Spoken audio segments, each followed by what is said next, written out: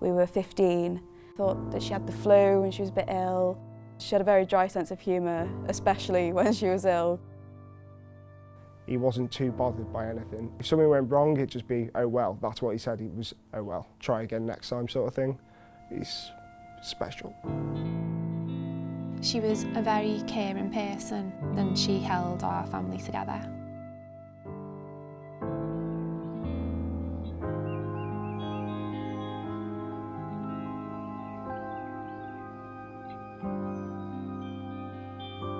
When Lou was little, at least, he was a handful, all of his difficulties.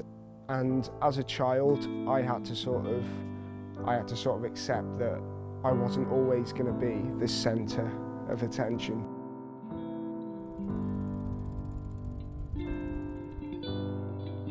The whole event happened at school, and I went back 2 days afterwards.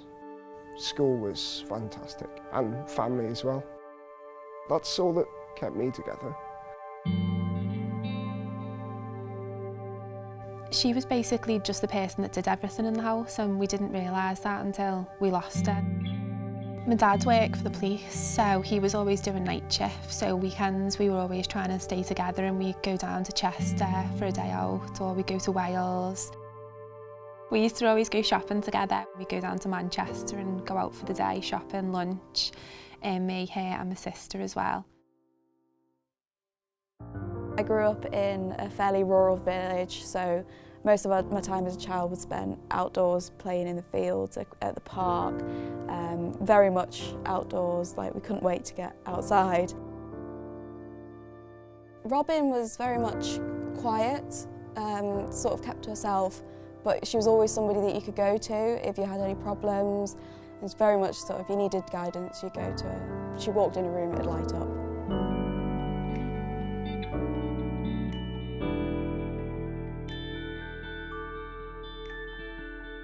In the January, we lost her, and it was a snowy day, which was quite significant because it also snowed the day she was born. I mean, I suppose we're brothers, so we'd have our fights, we'd have our tiffs and whatnot. We were similar though, we had similar interests. He played guitar, I played piano and saxophone. He was always willing to try as well. I mean, he had dyscalculia, he had dyspraxia, he was dyslexic, he had ADHD, but, you know, he taught himself guitar and stuff like that, so. Funniest memory has to be when I used to go on a night out and I wouldn't ring her and tell her what time I'd be home, and I'd roll in about 5, 6 o'clock in the morning and she'd be sitting at the top of the stairs asking where I'd been, but then we'd laugh about it the next day because my grandma used to do exactly the same thing about her. We did things like Army Cadets, Scouts, we did all that together, and that taught us to work together a little bit. It all went out the window when we got home though. I still remember everything about that day. I was outside drama and just heard someone say, oh, there's an ambulance outside. It didn't feel real at the time. I'd never seen my dad cry. But things like that, you realise how fragile everything is, and it is important to be the person that you want to be. So my mum passed away when she was 53 to ovarian cancer, and at the end it got a lot worse. So for the last couple of days she was unable to speak to us. The day before she died, I just found out that I'd got a new job, so I got my phone call while I was sitting with Mum, so I was able to tell Mum about it. The night that she passed away, we all stayed in Marie Curie, and she literally passed away as we went into the next room to go to bed. Grief to me is very much like waves. You could be fine one minute, absolutely on top of the world, and then the next minute be like on the floor crying. I'd say the best advice is cry, because if you don't, you'll make yourself quite ill, and I found that out the hard way. And then really just sort of get out and do something good for the world. We managed to help raise money to get new lights for the high school's drama studio, and set up a drama award because she was very into a drama, and that was just, it was an award that wasn't necessarily for the person that was the best at acting, but the person who was really enthusiastic about it. So we've taken a really sad situation but turned it into something really good and helpful for others. Since I've had my own family, that's helped me cope more, because Christmas used to be really, really hard for me. But since I've had my baby, and I've got another little boy as well who's 3.5, he is just amazed by Christmas, so that takes up all my time rather than me worrying about Christmas again without my mum. I've got friends who have had babies, and luckily my sister was able to come in with me as my birthing partner with my husband, but obviously major things like that happen in your life, you realise that like she's not there. It's just when big milestones happen in your life and you think they're going to be there and they're not. Just had a promotion at work. I got that promotion when I was 19, so but I'm proud of that considering what's happened to me, what I've been through.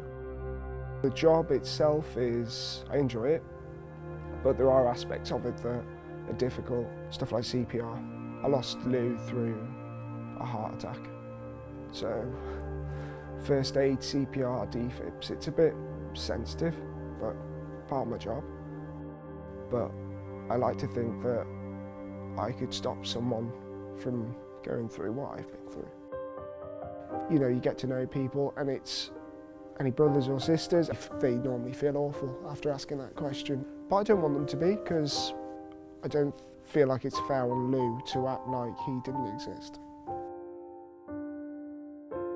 I've got my two boys, one's 9.5 months and the other's 3.5, and it's just the most amazing thing in the world. Just wish my mum would have been there to see it all. I've learned to cope more with it, and since I've had my kids as well, I've realised how much she did for us as well and how hard of a job it is for being a mum. I see myself like her, the way she was with us, and I just think that if she has made me a better mum, then the better.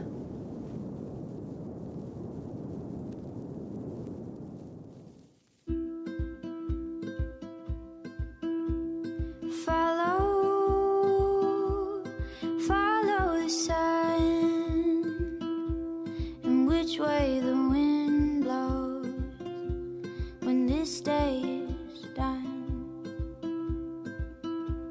and breathe in the air, set your intentions, dream with care. Tomorrow's a new day for everyone. A brand new moon and a brand new sun. So follow the sun, the direction of the bird, the direction of the cloud.